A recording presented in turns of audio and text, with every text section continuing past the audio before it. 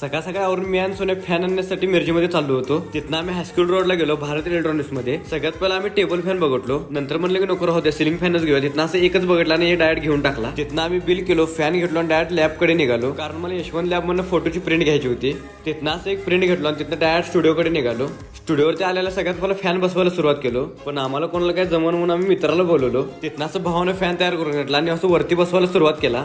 5 मिनिटात भावानं फॅन बसवून पण दिला. फॅन बसवल्यावर 5 मिनिटं असं मस्तपैकी वारं घेतलो. फॅन बसवले स्टुडिओमध्ये लगेच गच्चमध्ये गर्दी वाढली. लगेचच मी पीसी चालू केलो आणि तिथनं एडिटिंग करायला बसलो. 7-8 फोटो एडिटिंग केलो आणि तिथनं आम्ही जेवायला घरला निघालो.